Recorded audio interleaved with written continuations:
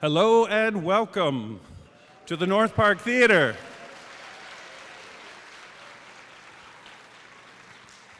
My name is Ray Barker. I'm the program director of the theater. We are so excited to have you here tonight. I think this is a date we've had circled on our calendar for many months, and I think you're going to really enjoy getting to talk with this amazing screenwriter who has produced screenplays for Captain America, Civil War, and this little film you may have heard of called AVENGERS ENDGAME. $1 billion in global box office and counting. But our screenwriter guest is part of this neighborhood. He grew up here in Buffalo, and this is his homecoming. Chris is a graduate of St. Joe's Collegiate Institute. I know we have a lot of St. Joe's people here tonight. He grew up in North Buffalo. Please give a warm North Park welcome home, Christopher Markus.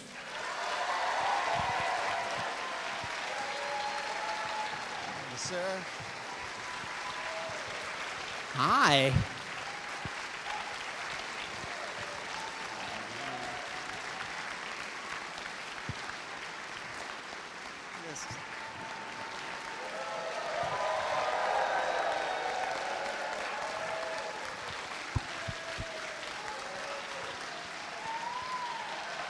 All right. This is nuts. Hi, everybody. Hi, Mom. I don't know, you're out there somewhere. Thank you for coming to our little indie movie. We, scrappy bunch of kids got some money together, made some costumes, and you're about to see what we did. But seriously, we started working on this movie in 2015. And I helped, but it is the result of hundreds and hundreds and hundreds of hours of work from a lot of really talented people who all moved to Atlanta for a year and a half and sweated and froze, and one guy, I will tell you a story, one guy lost a toe. I'm just gonna tell you that right now. A toe was lost in the making of this film.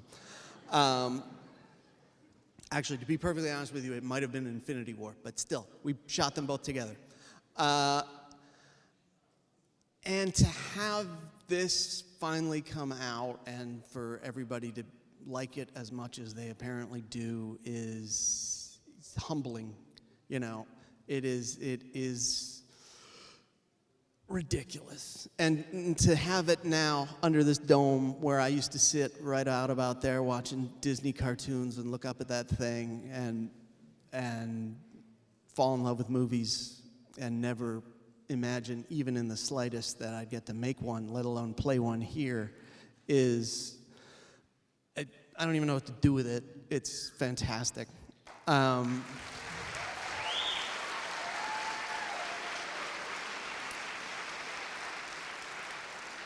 I think there used to be a tiny parking lot there, and we would park there. We would come in that door, or we would leave by that door and go out to the car.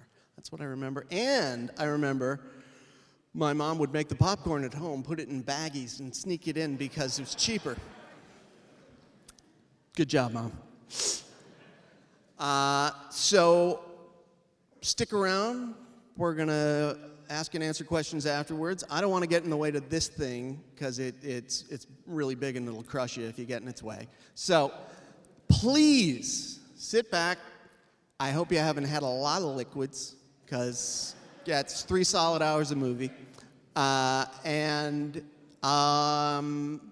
in this movie for like a 35th of a second, and if you can spot it, I don't have a prize to give you, but I'll shake your hand.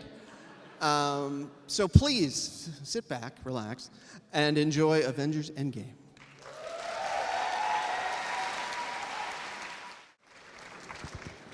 I told you it was long. Look at them all. The greatest cast ever assembled. So let's give it up for Christopher Markus.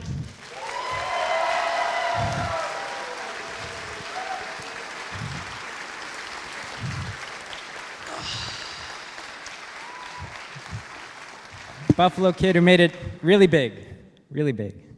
So I'm the marketing director here, Chris, at the North Park Theater. And we asked a few of our online followers to send us email questions before we opened it up to open questions. And we got a lot of responses, and I realized that you guys are going to have some great questions, so there's no reason to filter the questions. But we did get a couple that were really good, Okay. and I wanted to throw it at you, Please just do. to get things started. So we got one pretty good one. We got a lot of time travel questions, just to prepare you. Yeah, I know those are coming. Yeah. I'm not going to go into those. I'll let them take care of that. But the one that I thought was pretty fun, so we've shown this for a week already, and every time we show this, whether there are 7 people here or 700 people, the line the moment that gets the most applause is when Steve Rogers gets Mjolnir and goes to town on Thanos. I mean, that's pretty awesome. And the question was, what made Steve Rogers worthy to finally wield Mjolnir? And, or was he always worthy, and he pretended not to be able to pick it up in Age of Ultron? There are several schools of thought. Yeah. One is that Steve was holding back in Age of Ultron because he didn't want to show up Thor. I don't think so. There's another school of thought that Steve was not worthy at that point because he was still keeping the secret from Tony that Bucky had killed Tony's parents, and therefore, until he unburdened himself of this, he was not worthy to pick up the hammer. I think it's up for you to decide. Not you specifically, Yeah. but you. That's fair. All right. So I'm going to pass the mic out for our first open question. Let's see. By the way, I'd just like to point out that the Red Skull is here tonight. Yeah, I think the Red Skull might have a question for you. Here you go, Mr. Skull. Dankeschön. Guten Abend, Herr Markus. Very big fan, obviously. My question is, did you have to do your own research to bring all the stories together, or does Marvel provide you with some writer's guide? Well, we wrote 5 movies before this, so we didn't have to research those. But we've had to see everything. We've read every comic we can get our hands on, and we've talked. I mean, when we started making this movie, Guardians of the Galaxy was a script. Black Panther hadn't been written. Ant-Man and Wasp hadn't been written. Captain Marvel hadn't been written. And so we had to kind of guess where it was going because we were going to come out. We were the 19th and 22nd movies in the series. So as soon as they hired people to do those jobs, we had to go grab them and go like, okay, what the hell are you going to do in your movie?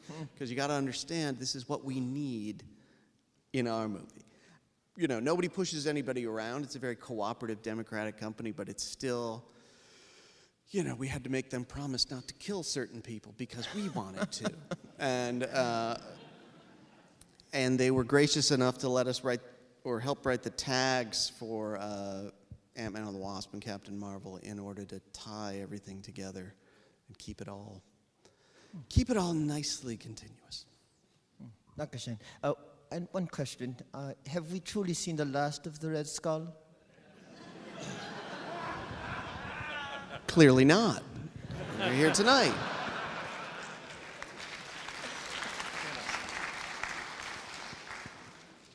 Hi, how are you? Hi. So you make a lot of creative choices, and I was kind of thinking Thor Buster Armor. Like, he was obviously out, you know, in space, and there was, I think I read online that there was a moment where in your drafts where Stark was in Asgard with Heimdall. Is there truth to that? Oh, you mean in an earlier draft? Yeah.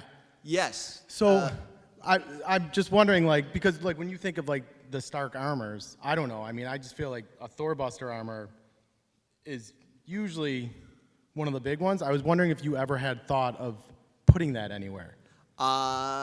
No. You know, we fetishize the armor as much as everybody else, but we couldn't come up with a good reason why he needed to fight Thor, in addition to everybody else. I mean, one of the things about figuring this movie out was the stones have been in a lot of different places. Al. Hi, Al. Anyway, the stones have been in a lot of different places, and we had to pick our battles, and what we would rather you not think about. There is a space stone in Asgard at the time that he goes back to get the ether. It's in the vault because it's been in the vault since the end of Avengers, and it only comes out at the end of Ragnarok. And that was originally, we wrote a version where they went to get it from there. But it wasn't as entertaining, and it didn't hit any Tony character beats. It was just an adventure.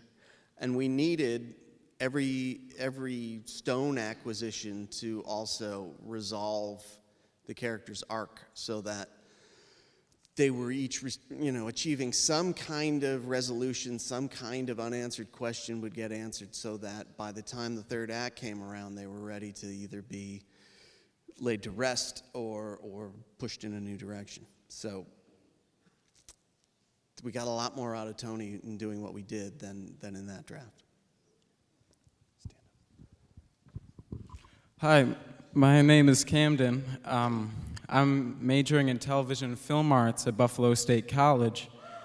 Cool. And my question for you is, do you have any advice for aspiring screenwriters like myself? Yes, wait till I retire so that there's no competition. Yeah, and it's I gotta say, the advice I probably needed and still need is write it anyway. It's very hard to justify writing when you're living a daily life. Like, you've got to earn money, you've got to eat food, you got to shovel the sidewalk, you got to take your kid to school. And writing on the surface seems incredibly self-indulgent. Like, I'm going to sit here and I'm going to make something, I'm going to write it down, nobody may ever read it, and I think it's neat. And it's not easy to marry that to daily life. And it took me a really long time to get to the point where I could expend that energy without feeling silly. And, that may just be my own big bag of neuroses, but it's, I think it was I went to grad school, and there were people there who took writing more seriously than I did. I believed in writing, I loved writing, but I couldn't make the jump to actually say, this is a thing you can do as a living. I managed to make the jump to go to grad school, but it was sort of like, I need to escape from life and go to grad school in order to justify writing. And it was only there where I met people who fully believed that this was a thing that was totally okay to do with your life, that I could do that. And I still slip out of it sometimes. I can get however big of an IMDb page as you want, and it's still hard for me to justify it. So I just write and tell your brain to shut up and amass pages and let them suck. Because they're going to, and they have to, and if they suck, then you can make them better, but if they don't exist, they'll never get any better. So, yeah, just write a terrible movie and go from there.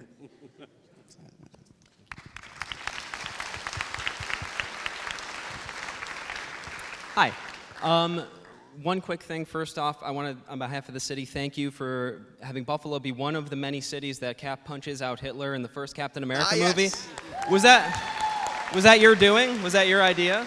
He was probably standing right here when he did it, I have to Yeah, that's true. So thank you for that. And also, so since Captain America returned all the stones at the end of the movie, he would have had to have gone back to Vormir. And I'm just curious if in your colleagues' headcanon, if him and Red Skull did meet again, and if so, was there ever any idea of how that might have gone, even a version written? I think it's maybe? a really great one-act play to be written where Steve comes back and has a long talk with the Red Skull. Yeah. We never chose to really plot out how Steve accomplishes what he does. He's also got to get the ether back into Natalie Portman, which is, raises all sorts of questions. But he's Captain America. I'm sure he did it in a gentlemanly way. But yeah, I mean, you like to leave people wondering a little bit, and we like to leave ourselves wondering, how exactly did he pull off that mission that he had to go on? But he did. I can tell you that. Thank you. Stand up, sir. So I had a question about the death of Black Widow. Yeah. And what does that mean for her upcoming solo film? It's 2 hours of a dead body, just live. It's a very innovative art film. I don't know exactly, and I have not read it, and it has not begun shooting yet. But she's dead. She's honest to God dead. So I think there may be some prequel qualities to the movie, but I don't know that for sure because honestly, I'm kind of guessing because we've been locked in a bunker trying to finish this thing, and people just keep mentioning other Marvel movies, and we're like, you said it was the end. No, the end means the end. But I think it'll be good. I know the people who are making it, and they're no slouches, so I have faith. Hi.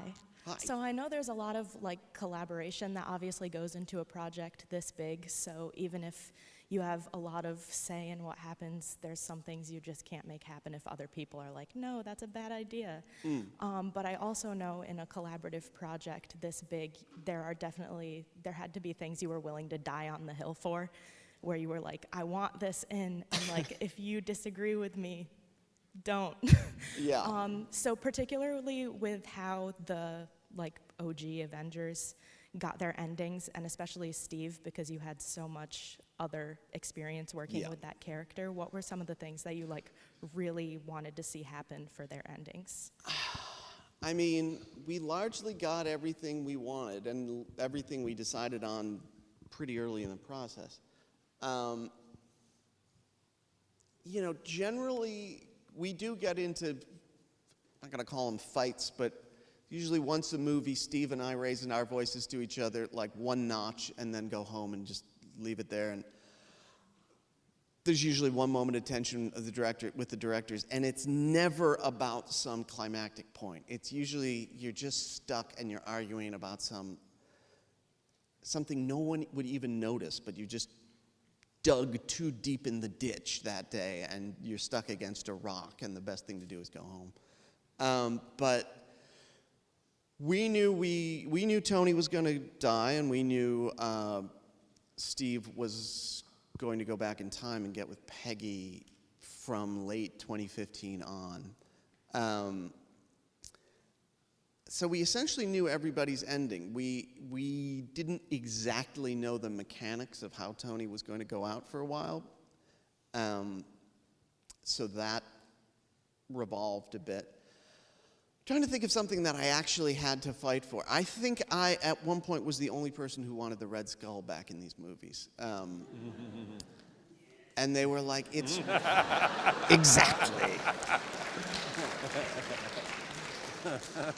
Because I think, even people working at a comic book movie company occasionally go like, you mean a Nazi with a skull for a head? You want to bring that character back? And, then you have to go like, oh, he's not believable enough for you? You have to, talking raccoons. Like, give me my skull man.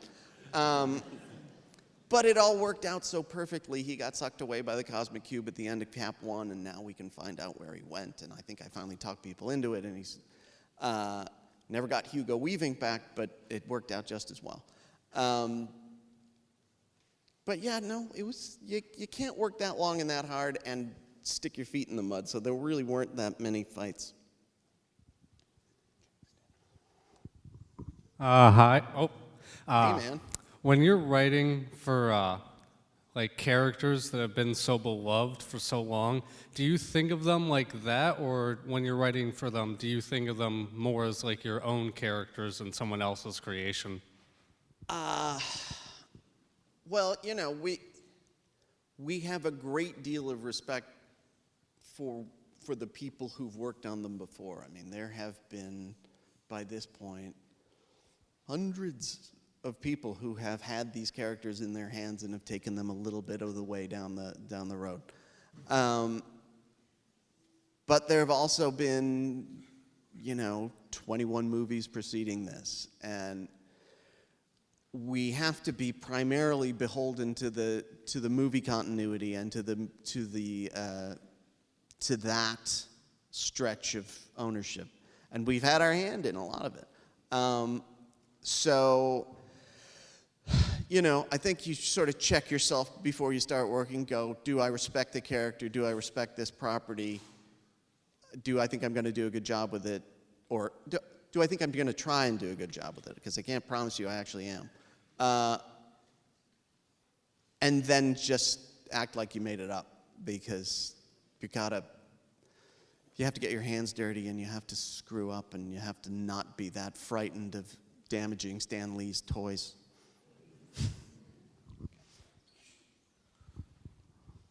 On the writing process, you said you started writing this movie in 2015. Yeah. How difficult was it to balance? Because I'm assuming you were writing Infinity War and Endgame at the same time.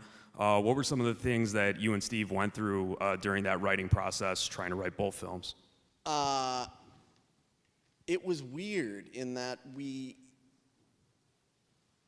had a conference room on the Disney lot with a lot of bulletin boards.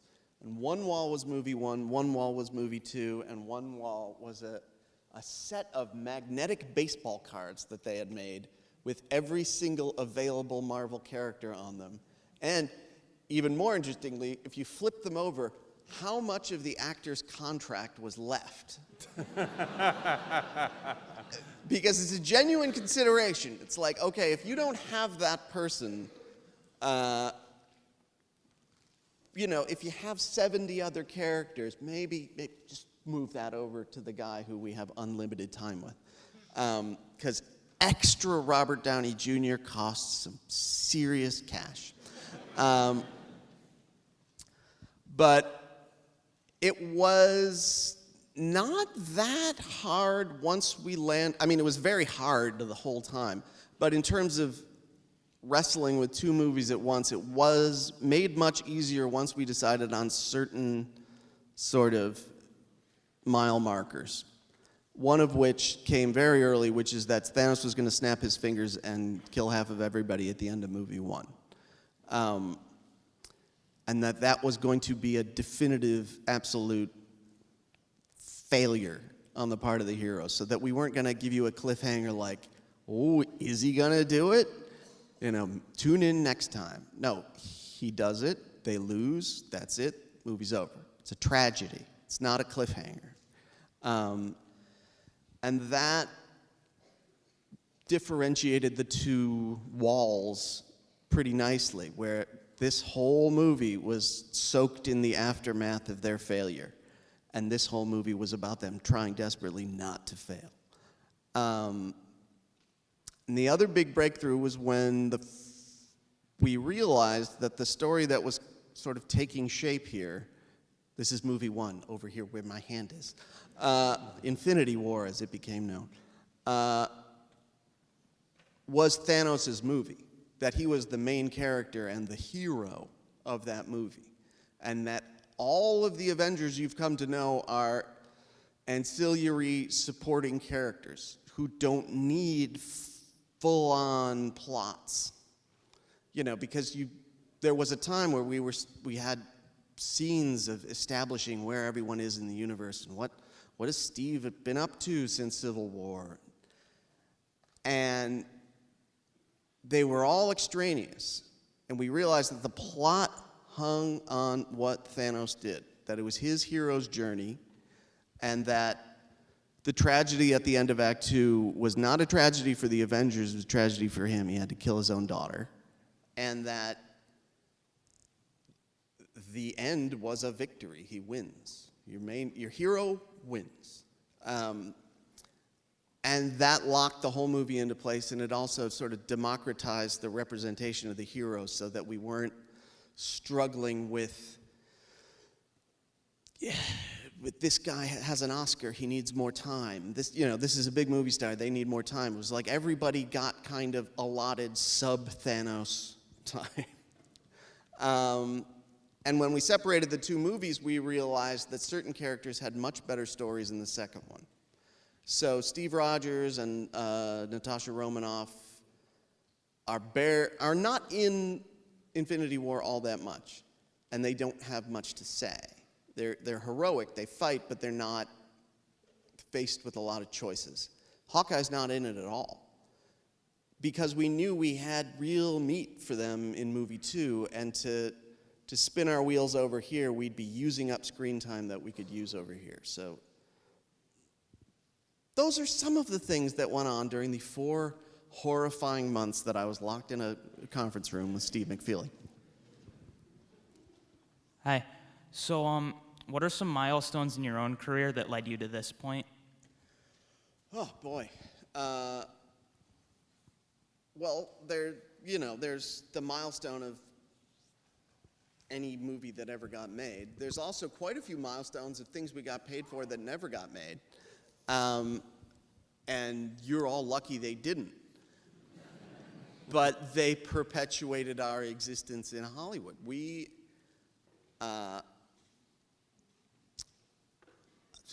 Long story, let's see if I can make an abbreviated version. We wrote a script we really liked, which was our sort of original. Well, first we wrote a script we really hated. And it was a thriller, and we kept making jokes in the middle of it, and then cutting the jokes out because they weren't thrilling. It was supposed to be a very serious movie. And we hated it when we were done with it, because it had none of us in it. We'd cut all of our personality out of it and written what we thought a thriller should be. And we never showed it to anyone, which to this day I think is probably the best decision we ever made in the course of our career, is not to show that thing to anybody. And then we wrote a movie that had everything that we cut out of the first movie, not the actual things, but we said, okay, next time when we make a joke, it stays in it. Any quirk, any weirdness stays in the thing. That script that we wrote, which eventually became the movie You Kill Me, which eventually got made, which takes place in Buffalo and was filmed in beautiful Winnipeg, got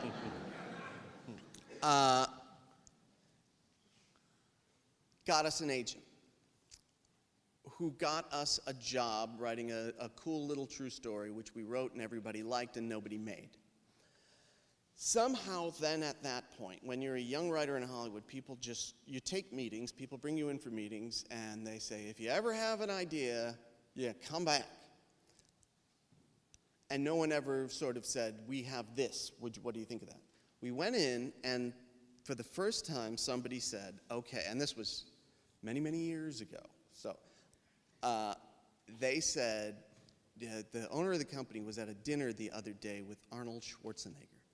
And Arnold said he really wants to work with Danny DeVito again because they had enjoyed making Twins so much. Again, we're going way back. And this was in the mid to late 90s when Taco Bell had a series of commercials with a talking chihuahua who would say, "Yo quiero Taco Bell." And they said, so we had this genius idea. Arnold Schwarzenegger, Danny DeVito, and the dog from the Taco Bell commercials. Why don't you guys go home, knock it around a little bit, and see if you can come up with anything? So we were like, hey, somebody just, they gave us something. No one's ever done that before. So we went home, and we spent all weekend talking about those three things. And we came up with just the worst movie. And we took it to them, and they loved it. And they took us around town, and we sold it. And it also never got made. But for a while, we were the talking taco dog guys. That was how we were being sold around town. And it was horrifying, but that was a huge milestone in our career, that somebody believed in us enough to hand us an idea, that we took that idea home, turned it into a movie, whether or not it was a good movie, took it back to them, and then we sold it. You know, I would be so screwed if we had actually made that movie, but it was an enormous movement forward. And there's a bunch of those sort of like, this is awful, but it means something moments, in addition to all the good ones. Frankly, the biggest moment in my career trajectory was when we got the Captain America job, because we thought we were getting one job, and we didn't leave for 11 years. And it ended here.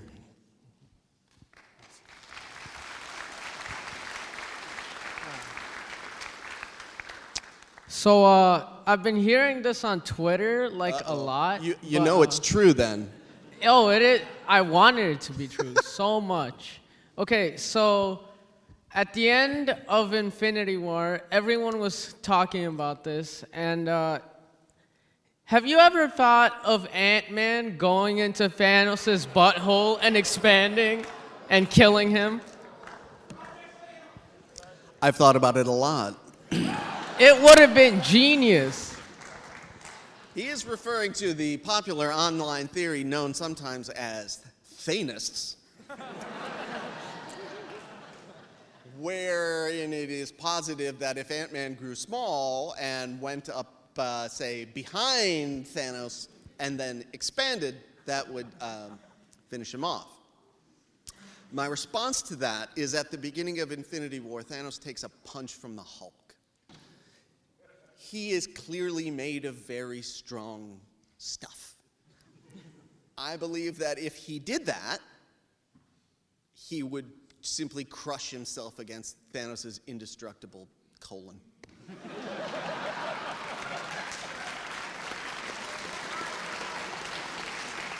Colon. Hi, thank you so much for being here. I actually have two questions. The first one is, how did St. Joe's influence your life and career and get you to where you are now? And the second question is, how is it determined that Tony Stark would die? Well, St. Joe's had a big influence on me in that it was yet another place where someone took me seriously as a writer. Jack Kenny, English teacher at Mr. Kenny fans out there, who also made me co-editor of the literary magazine with that man right there, John Majori, ladies and gentlemen.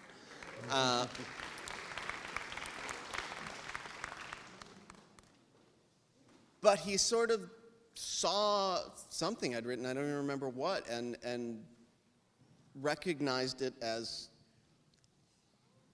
a creative piece of writing, and sort of gave me that identity when I was too shy to take it on myself, and said, like, you're a writer,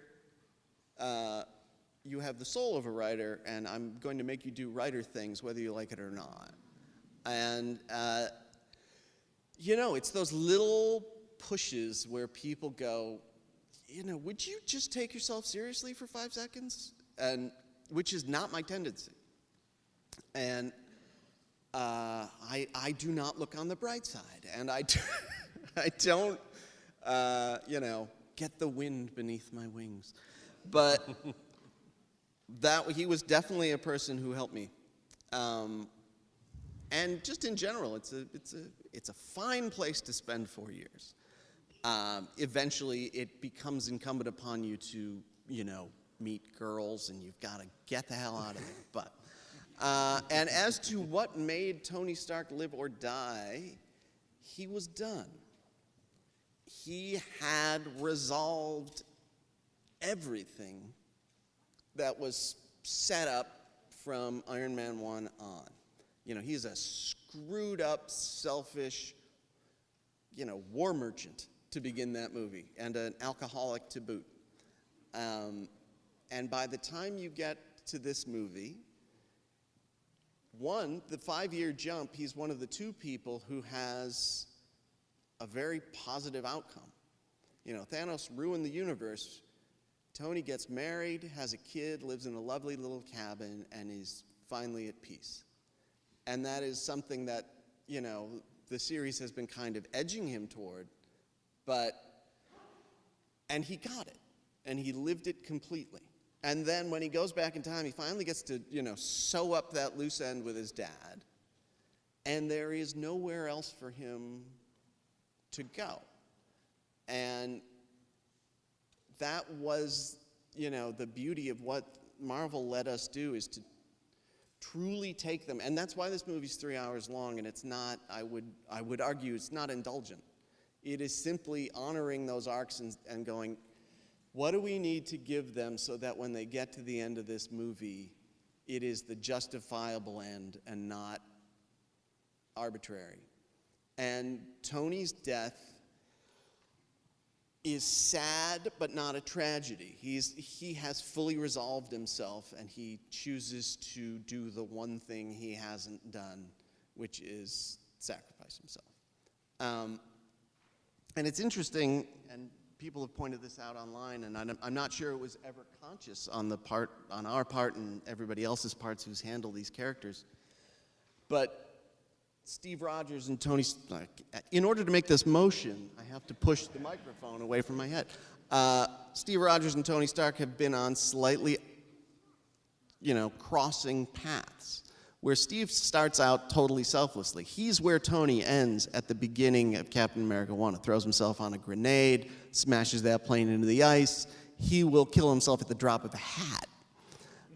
And that is why he couldn't die in this movie, because he's been in that state for for 100 years at this point.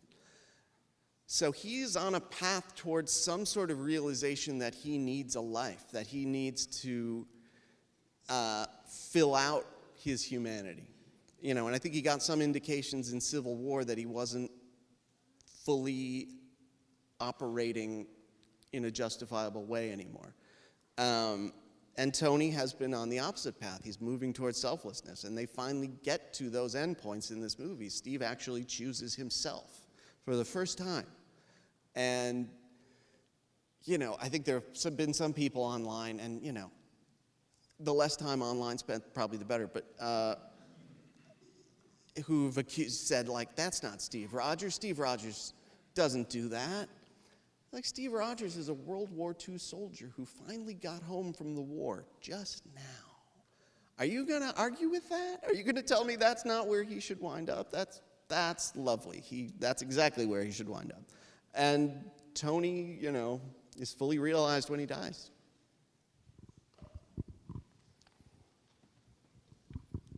Hi, I just want to know, when Cap got the hammer, what made him powerful to use the thunder from Thor? So is it basically whoever get the hammer, do they have that power, or is it Cap worthy? Like if Iron Man got the hammer, will he have the power of the thunder? Well, there is some argument, because we're so deep in the comic book weeds now. In Ragnarok, Thor summons the lightning without the hammer. But I believe the hammer also has lightning summoning powers. So I think, if Tony were worthy to pick up the hammer, he could get some lightning out of it. So I think it's the hammer that draws down the lightning. Is it because Odin blessed it? And What's he that? said- is it because Odin blessed the hammer and he said whoever wields this wields the power of the Mjolnir? Is that the reason why? I'd buy that. I got a question. I don't even know where you are. Oh, there you are. The Ancient One states that if an Infinity Stone gets taken away, it creates a ripple in time. Loki disappears with the Tesseract. Yeah. Is that gonna create a ripple in time? I don't know. Because it's a space stone, so he can only travel around space. He can't leave that time stream. So theoretically, the stone is not leaving the world. It's not going to another, branch reality or anything like that. So I think you could make an argument that, he can run around for a while, but he can't really make the kind of impact that the Ancient One's talking about. Hello, I have 2 questions. First, do you put on your left sock first or your right sock? My left sock or my right sock? Yeah. Huh. I honestly don't know, but I'm going to say left, I think. All right. I was just curious. Okay. More serious question. What would be your ultimate team up or thing you'd like to see, crossover, mashup, out of every nerd thing? What would you like to see? Thing. Oh, man. I just got that. I literally just got paid to do that. All I want to do is not cross anything over with anything else for a really long time. Trying to think. Oh, I don't even know. I mean, you could get all the Starks together. You could get like Arya Stark, Tony Stark.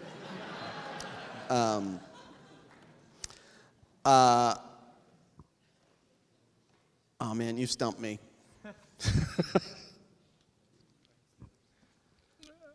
Hi, I was just wondering, is there any drafts where maybe Hulk would have another fight with Thanos in Endgame or do something a little bit bigger? Yeah. There were drafts, if you want something to happen, there's probably a draft that has that thing in it. It just shook out that everybody could only have so many moments when you're holding 30-something characters, half of whom have their own franchises, half of whom have Oscars in real life. It came down to people get 1 or 2 sequences per character. And when the Hulk got such a big thing doing the snap, it was hard once we portaled in every other person from across the universe to get a big fight out of him also. Plus he had one burnt, flimsy arm. He did more, it got cut because it was very long. At the end, how did Doctor Strange know where everybody was? Like, to find them and bring them to the... Good question.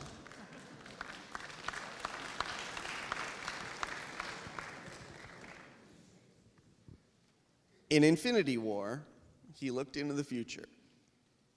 14 million something different possible futures. And he saw what needed to happen. And you'll note that the people don't come back right away when the Hulk snaps his fingers. He snaps his fingers and then quite a bit of time passes. Our theory is the minute Doctor Strange comes back to being up there on Titan in space where we left him in the last movie, he knows exactly what he has to do. The Guardians, Spider-Man, come back to being next to him. He portals them all off of that planet back to his house in Greenwich Village. where Wong is waiting, his fellow wizard. He then tells Wong his plan. He and Wong go portaling around. They get the rest of the wizards from up in Tibet. So dorky. And then they go to Wakanda, get the rest of the people, and basically they go around very quickly, give everybody a briefing, and bring them in. Because we tried a version where everyone came back to right there. And then the whole movie stopped, and you had to explain to each character what the heck had happened for the last 5 years. And it just was like, literally, my hand to God, ordered pizza. The heroes ordered pizza and explained what happened, and then Thanos attacked, and it was terrible. And then somebody had the idea, like, well, couldn't they just show up at the right time and already know?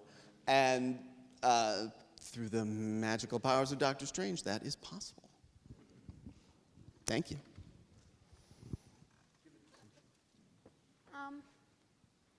I know there's like so many comics, and all like the characters from the movie are based off of them. So how much like inspiration do you take from the comics? A lot. Like I said, you know, we are almost more beholden to the movies that have come before us at this point, but on this very stage tomorrow night, a genius will stand, Jim Starlin, who invented Thanos, and I think Adam Warlock and a whole bunch of other people, and drew them, and had a huge hand in inventing the cosmic side of the Marvel Universe. And he is sort of the North Star of a lot of the really trippier stuff. And when we think we've gone too far, you just have to open one of his comic books and go like, oh, we haven't gone nearly far enough. And in fact, we took it way into that at one point, and it was so nuts that even, you know, the crazy people at the company went, you can't do that. But yeah, we read a lot of comic books. It's kind of awesome. That's my job. So 3 things. First, to answer the gentleman's question, if I may quote Odin, whosoever holds his hammer, if he be worthy, shall possess the power of Thor. So Thor has the power and the hammer has the power. Second. Sounds solid. I believe you were in the group therapy session at the beginning of the movie? Mm-hmm. Yes, I got Wait, it. no. Oh, you weren't? No, I am not. Jim Starlin is in the... Right. And Joe Russo is in that, but I am not. So I haven't gotten it yet. Where am I? All right, so third thing, last thing. Wait a minute. Yes! For like 0.5 of a second, I open a door. Tony and Steve are walking through the army base trying to figure out where a shield base would be, and Steve says, in plain sight, and he points, and there's a kind of portly guy in a hat opening a door. So, I can open a door. Last thing, you mentioned when you decided on Cap and Tony's fates. What about Black Widow? When did it come to be that she was going to meet her fate? Well, once we figured out in the first movie because the one stone we got to sort of invent, which placement we got to invent ourselves was the Soul Stone. And we got to that point where we figured out that you had to trade a soul in order to get the stone, and that's where Gamora died. And we realized that if they're going to go after the stone again, that's where somebody's going to die. You know, we can't change the rule for our heroes if that was the rule in the first movie. And we knew it was supposed to be you have to hand over someone you love. And there aren't aren't too many Avengers where you could really say, other than their good buddy teammates, that there is actual love there, except Hawkeye and Natasha, who have had such a history, and he saved her life, and he got her out of being a sort of spy assassin for the Russians. That they were the sort of, if you really have to sacrifice a bond, that's the bond that you take up there. And it was our plan initially for Black Widow to go over. And there was one point where we went, well, I mean, maybe it should be Hawkeye. Is it sadder that he has a family, he doesn't get to be with the family? And frankly, a bunch of the women on the production team who have amazing story instincts, and they went, don't you dare take her big hero moment away. She gets to do that. And it is the natural end of her arc. She also started, in a dark, selfish place. And she spent, where everyone else went into doubt or retired, she stayed in Avengers Compound, and she stood on the wall, and she kept doing her job. And this is all she has worked toward. And like she says, for the last 5 years, I've just been trying to get to this spot. And it just was the right place for her to go. Hi. Hello. So I just want to talk about the time travel part of the movie. Ah, yes. Which is a big part of the movie. I just wanted to know if you guys always knew that time travel was going to be how they fixed everything, if you went through other kind of options of how they could get everybody back, and when you did decide to do time travel, how did you go about doing it differently? Because we know it's not like Back to the Future. Yes. So how did you go about And by the way, this movie was made by a whole bunch of people who really love Back to the Future. It's not an anti-Back to the Future movie. In fact, our composer wrote the music for Back to the Future.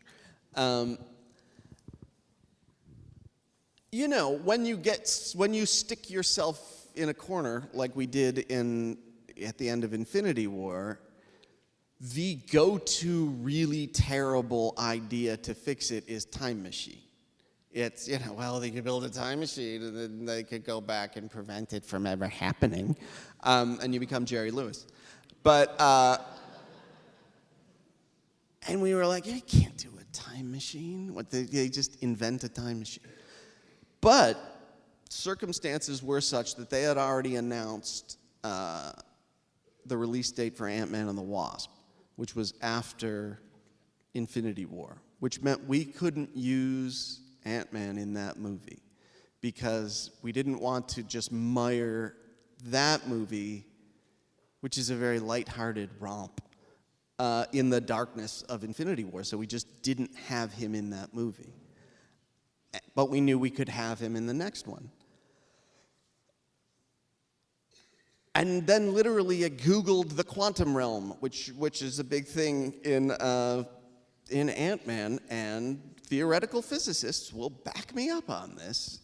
One of the things that they have sort of discovered with the Large Hadron Collider over there in Switzerland is that particles can be in two places at the same time because time on the quantum level doesn't work the same way.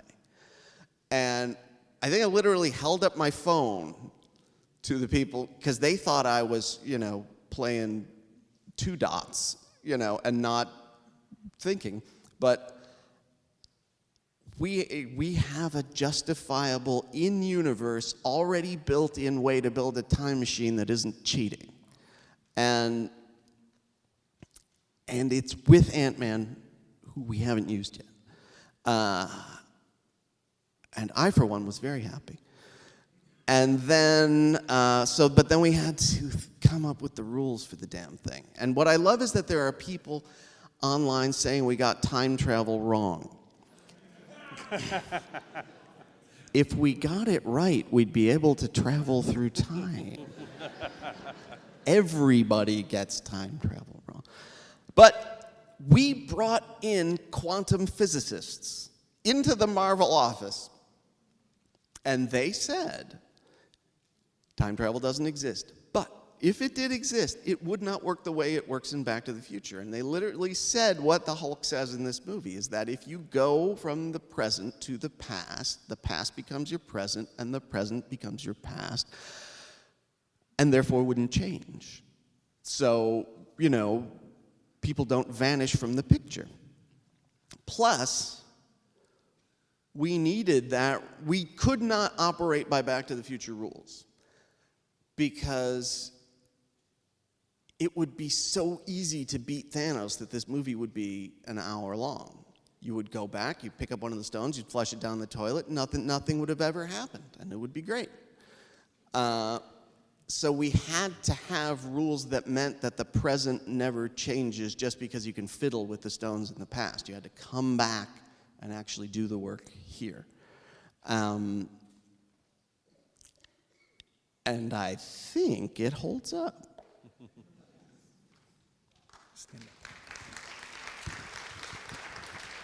Hello. Hello. At the end of the movie, ENDGAME, great movie by the way. Thank you. Thor teams up with the Guardians of the Galaxy. Yes, he does. So, in Guardians of the Galaxy 3, is Thor in that movie? Or do you not know? Or can you not say? 4 words that nothing delights me more than saying these 4 words: that's James Gunn's problem.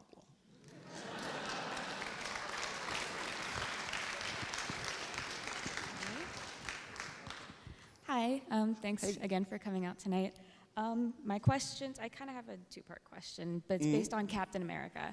So at the end of this movie, are we supposed to kind of infer based on the language that Steve and Bucky have had the conversation about him staying in the past? Because I believe so. Because he says, I miss you, so I'll miss you. So I assume he knows, but Falcon doesn't know. Yeah. Okay, so does that mean that you also knew when writing that he was going to end up passing on the shield to Falcon instead of Bucky, and kind of what was the reasoning? Is it to do with Bucky's past and how that may interfere with how the new public takes on the new image of Captain America?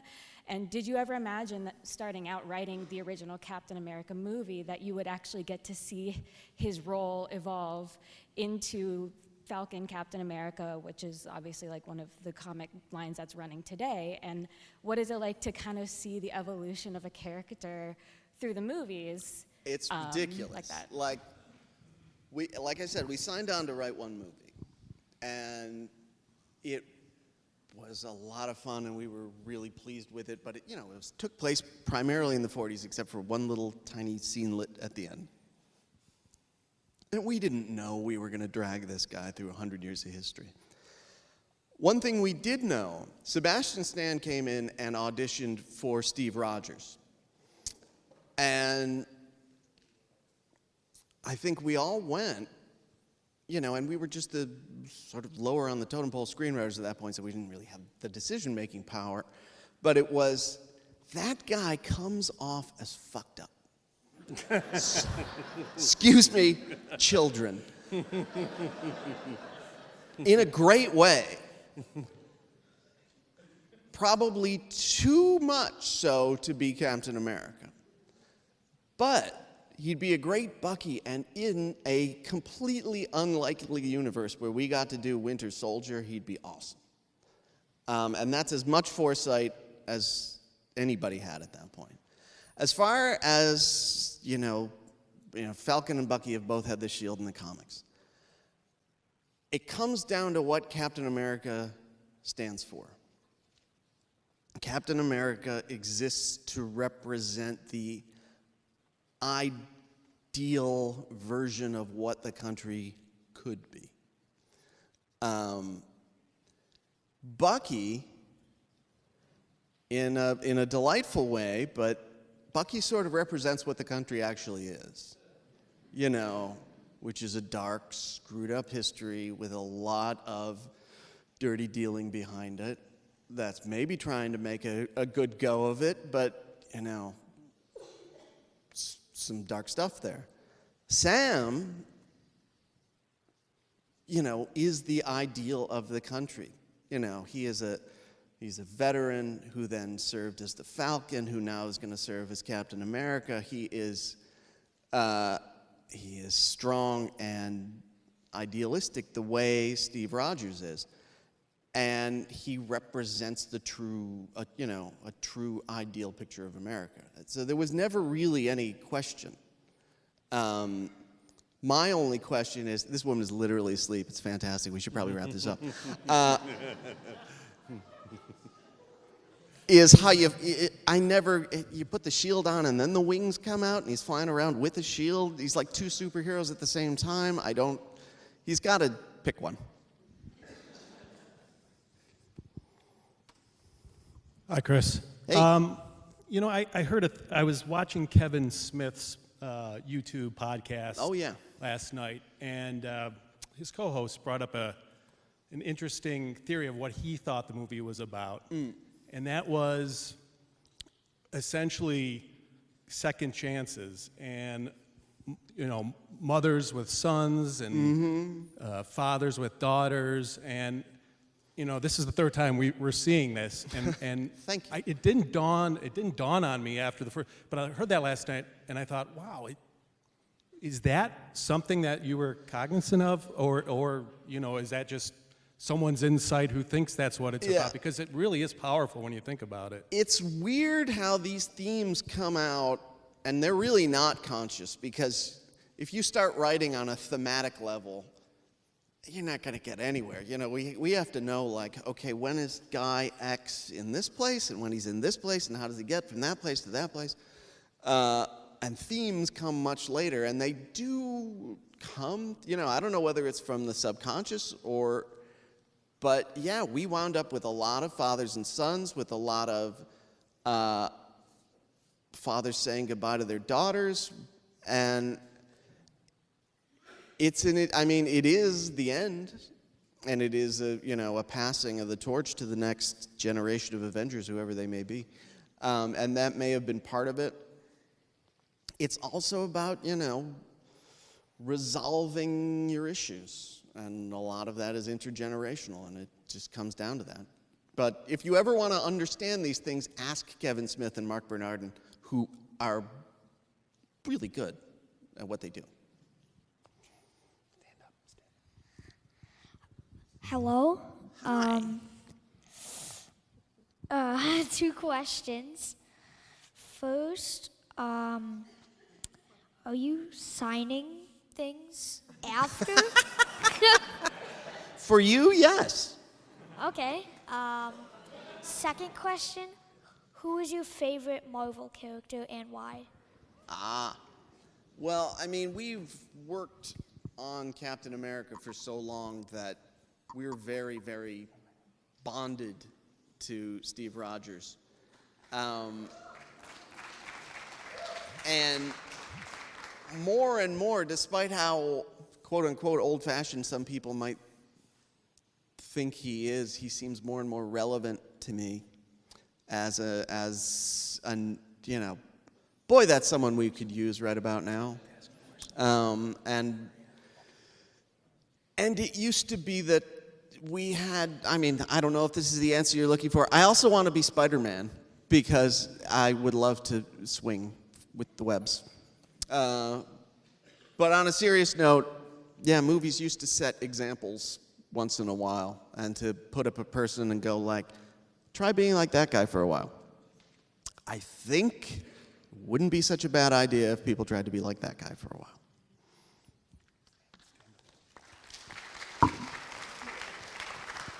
Hello. I just want to say thank you first. And also, can you sign stuff for me too? If you have a pen, okay. I like your Agent Carter hat, by the way. Thank you.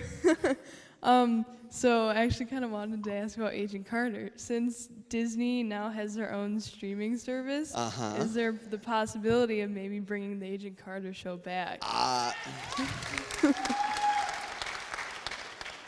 I don't know, because if you saw that last scene, we've made it kind of complicated. Yeah.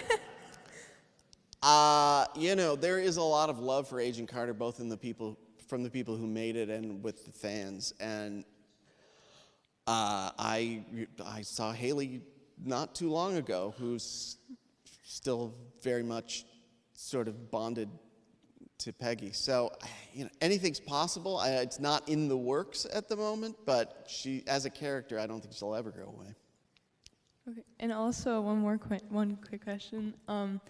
Since now there's a Falcon and Winter Soldier show, Yeah. is there the possibility you're going to be working on that and writing for that? We are not working on that because we started a company with the Russo brothers, who directed this and all the other the last 4 movies we did, and we've got to get that off the ground, or we're going to owe people a lot of money. So we couldn't take on that show, although we're very, very fond of both those characters. So I'm just going to watch it, which is going to be fun.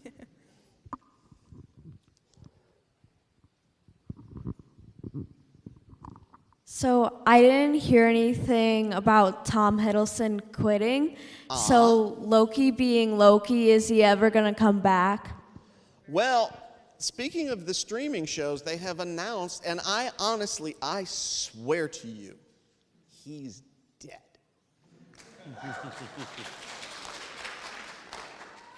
And he's got a show. And I don't know how they're doing it.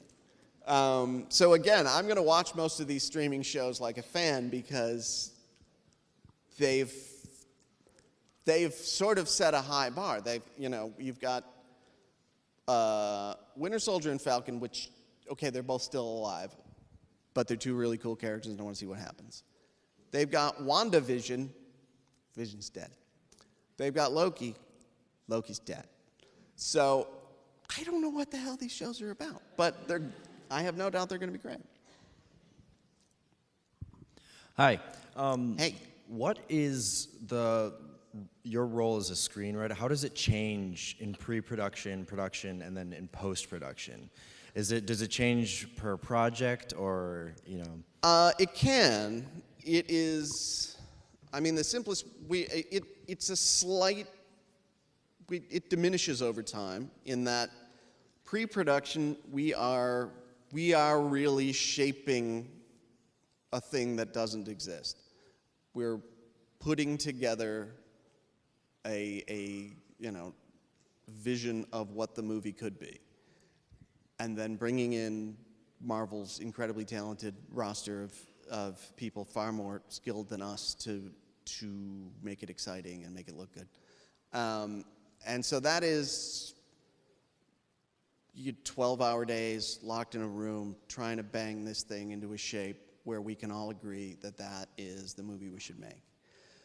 During production, Marvel is very good about having, some people don't like to have the writer on set, and the Writers Guild gets up in arms and says, you have to have the writer on set. And, it's been a fight they've been having since they invented Hollywood. Marvel always has the writer on set, which is great, except a movie set can be the most boring place you've ever been in your life. And the most fattening, because plentiful candy and boredom, it's a terrible combination. And man, was I fat. But generally, if we're not writing something at the same time, the last few times we've actually had something sort of on the stove while we're filming, so we just go back and work on that. But we're most useful in the morning, because they'll block the scene out, they'll figure out what's going on, they'll hear from the actors, and either an actor will go, this line doesn't work, or they'll block the scene out and they'll realize, this works much better if we start it 3 lines in, or maybe a minute before the scene currently starts. Can you write some dialogue to get them down the hall? I remember one time in First Avenger, we had written it where a character comes in. They are walking down the hall. There's a door in the middle of the hallway. A character comes out, I think it was Howard Stark, comes out of that door, interrupts this conversation, and then they go on. get there on that morning, there is no door over here. And, you know, Howard Stark would have to drop out of the ceiling in order to do the scene that we wrote, simply because, I don't know why, but there was no door there. So we had to quickly take it off and figure out where Howard would come from, and I think insert him earlier into the scene. And, you know, sometimes it's really mechanical stuff like that, and other times it's Robert Downey Jr. comes in and says, "This is what I'm going to say." And you go, "Oh, that vaguely resembles what we wrote." And then you have a little dialogue and you get to something good. I also am a huge Agent Carter fan, and I loved seeing Haley and James both in the Me movie. too. So thank you for that. Now that you've worked on Marvel, what is like your next dream project? Is there anything else in comics or fantasy or something that you've always wanted to write? You know, what would you write if you could write anything? If I could write any, well, I would write an Indiana Jones movie for a 30-year-old Harrison Ford. But I can't, so I don't know what to do about that.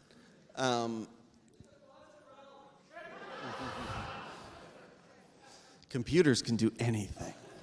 I don't know. Right now, we just wrote a little true story political movie that will ideally come out next year. And it was, not only was it a very interesting story, but it's a totally different muscle that we haven't been using for a long time, and it was really good to get back into scenes that you can only get out of by going through a door, not, you know, vaporizing the ceiling.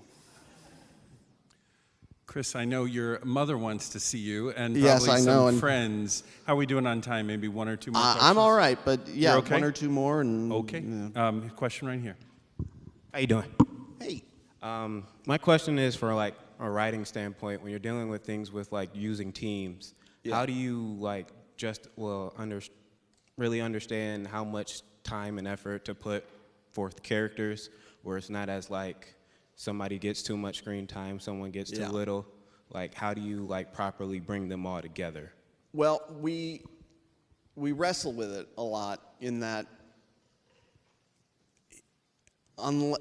you'll note in both Infinity War and Endgame, the second acts, people get split into three sort of streams of action in three different locations. And that not only was because we had sort of stones to get around to, but we could write real, actual drama scenes with, you know, a limited number of characters and pop between the three streams of it, as opposed to, you know, taking a high school tour bus around full of superheroes and going like, because does everybody see Thanos?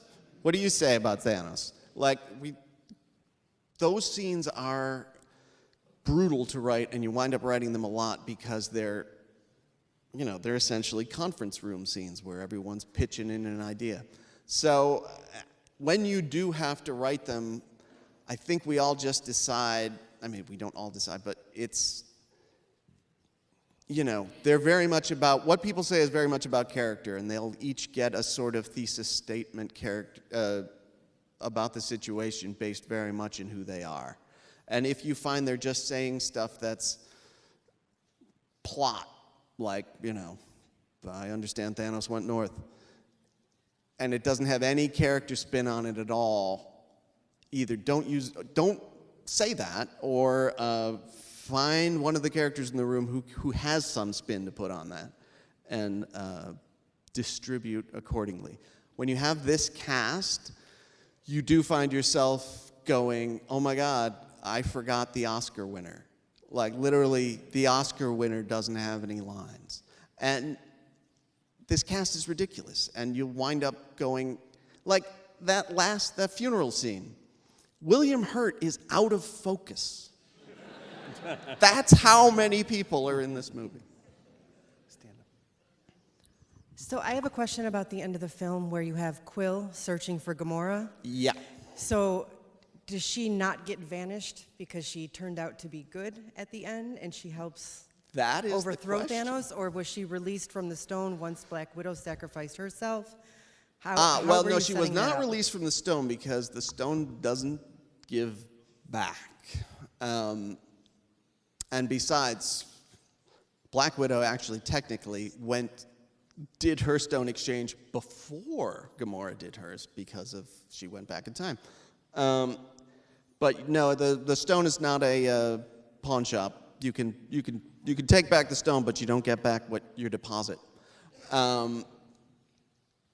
It is left to speculation where she is. Did she, did Tony say, get rid of everything Thanos brought?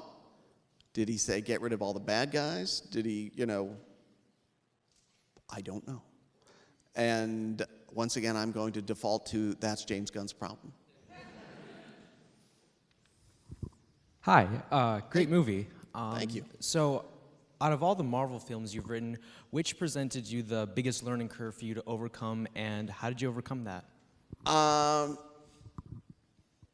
The biggest jump was, we had come off of 3 1940s / whatever year it is in Narnia movies, and gone into a 1940s Captain America movie, and we were in danger of becoming the 1940s guys.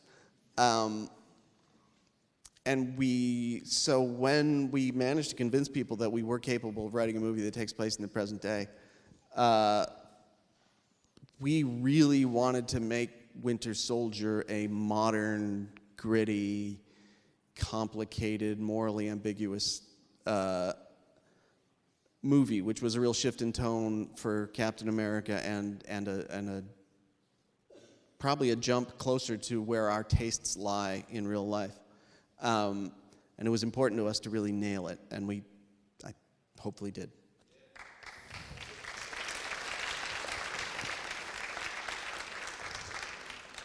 Hey, thank you for coming. This is an amazing event. Thank you. So I had read somewhere online then when Natalie and Hawkeye had went to Mordor with Red Skull that Thanos was actually in a version that I believe in pre-screening was actually there and had an altercation with them. Is that true or is that just inaccurate? There was a version where, and a lot, we can tinker with these things because so much of it is computer generated when you get down to Thanos and some aliens. Where they were on the approach somewhat to kind of light a fire under people to make this decision. But it took away from the humanity of the argument that we needed Natasha and Clint to have. So it went away pretty quickly. We kind of toyed with it. We shot a little bit of it. And again, it was exciting, but it wasn't pushing that character decision, that resolution of their arc to where we needed it to go. So we kind of scaled back the action and brought that forward. Hello. So when you were in St. Joe's, what inspired you to start writing movies? Well, I'll be honest, and that's a fine St. Joe's t-shirt you got on there, but you're much too young, right? You can't possibly be in high school. I had no idea that I'd be writing movies when I was in St. Joe's. I liked movies, and there were certain ones that I saw that I loved. Writing was a thing that I felt I had some sort of inherent understanding of when a lot of the rest of school and life was baffling. So that I always went back to writing because it was comfortable, a comfortable place where it's like, okay, this is a skill that I think I have, I don't have to, you can always learn it, you can always get better at it, but I think I have this, as opposed to algebra, which the less said, the better. Okay, like 3 more. We'll do 3 more.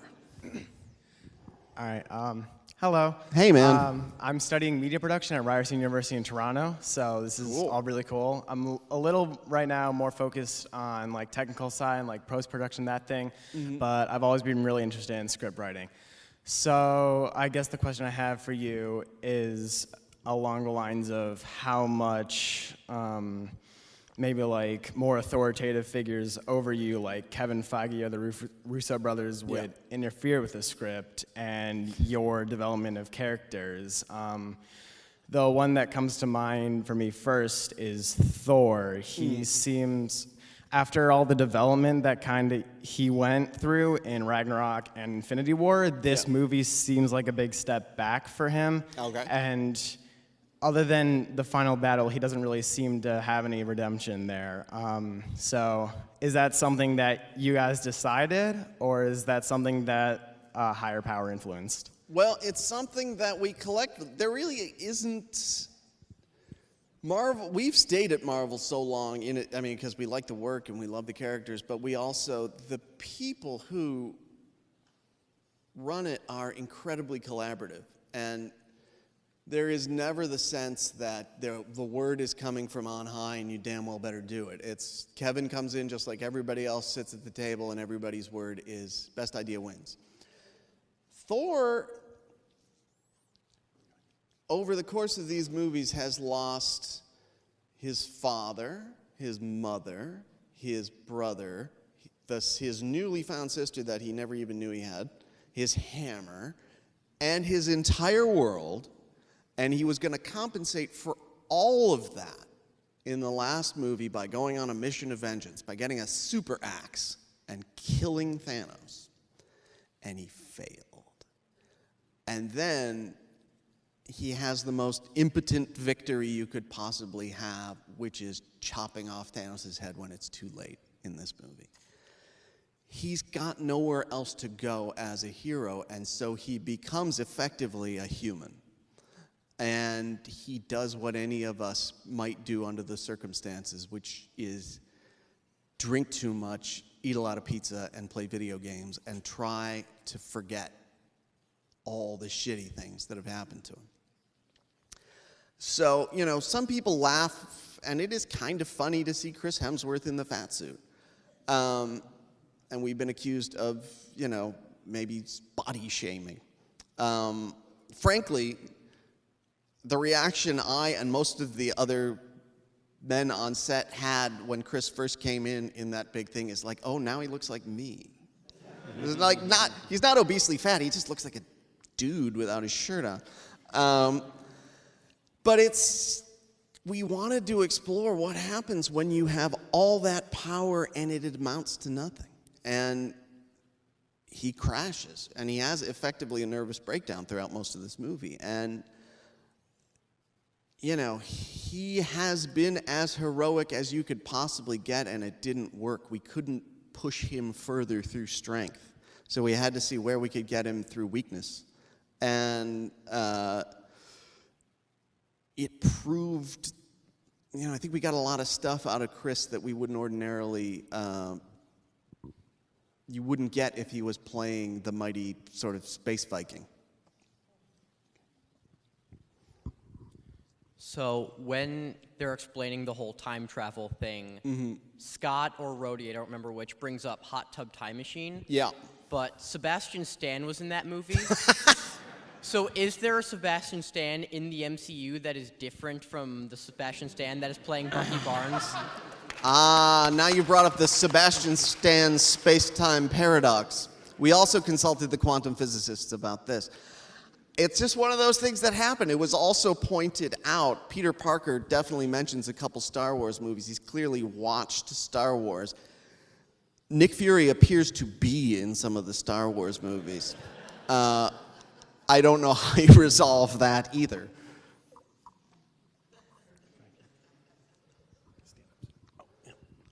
Hi. Hey.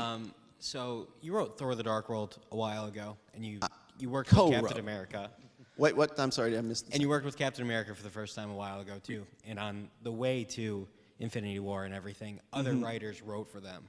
What is it like to get back a character that you were working on and then somebody else had control over for a little while?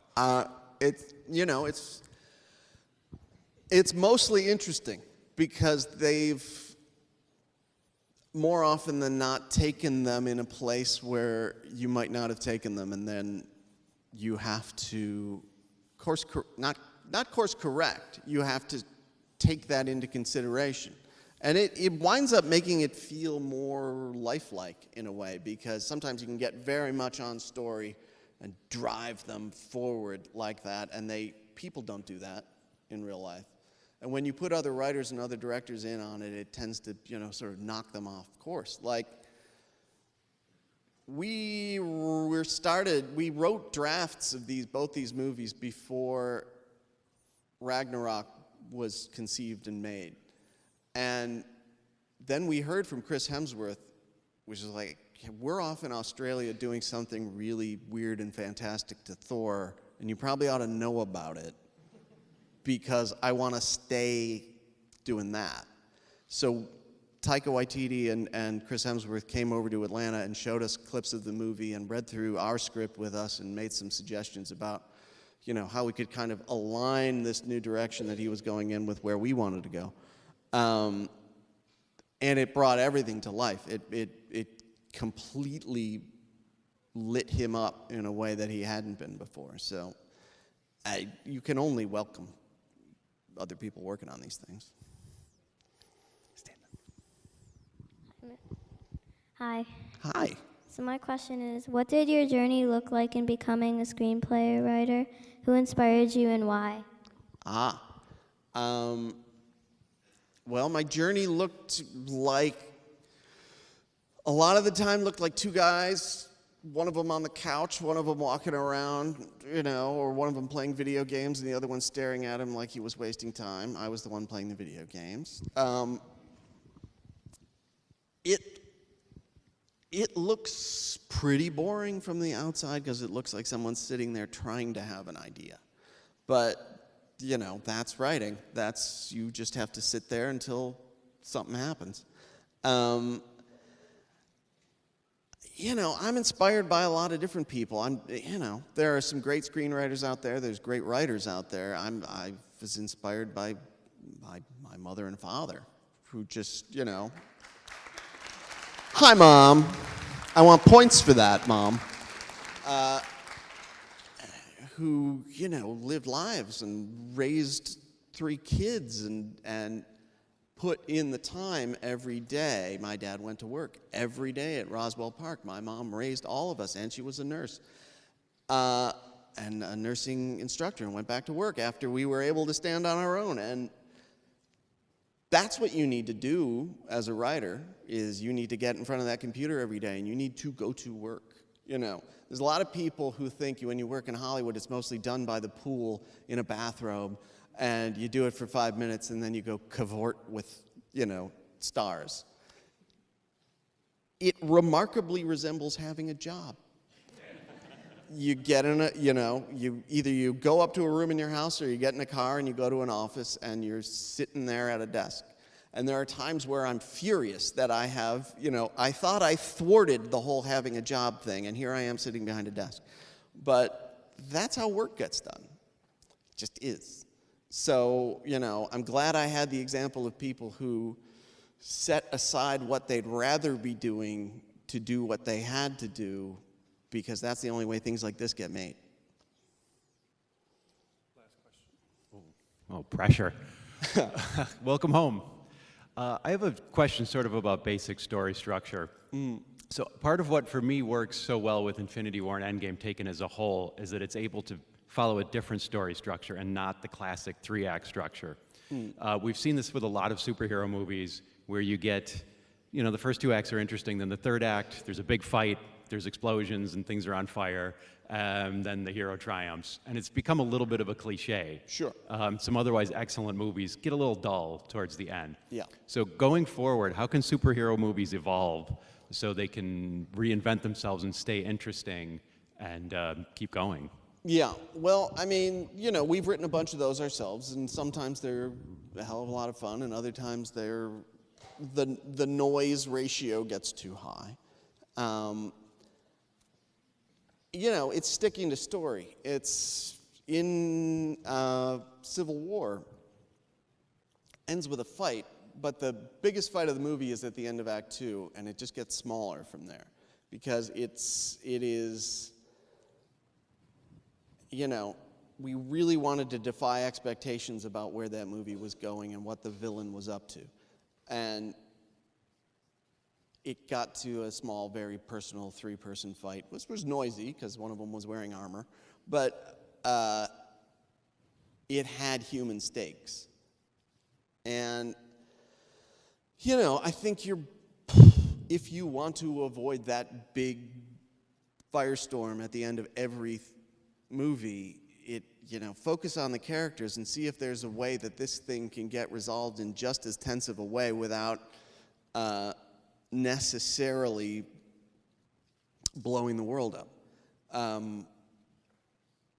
You know, I think people default out of panic to huge explosions, but sometimes you get scared. I mean, I'd like to see a superhero movie end like 7, where you think it's gonna, you know, climax in the, I mean, 7 was actually one of the models for Civil War, weirdly enough, in the way the villain operates. But that's a movie you think is building toward the cops cracking the case and chasing down the bad guy. At the end of Act 2, he walks in the door of the police station and thwarts all your expectations about where this movie's going. And then for the rest of the movie, you're just like, I don't know what the hell's going on. And it just gets more horrifying from there. So yeah, I mean, if I was giving advice, I'd say, you know, just pull the plug on your big third act and then see where you can go if, you know, they manage to, clip the atomic bomb 20 pages before the movie's over and see where you can go from there. Chris, thank you so much Thank for you, your sir. generosity. Thank you for your support of independent cinema. Thank you for this exciting look into the Marvel Universe and to the world of screenwriting. Thank you, Buffalo, for coming out and seeing Christopher Markus. Give Thanks, him a Ray. nice round of applause. Thank you, North Park. Thank you, everybody. See you at the movies.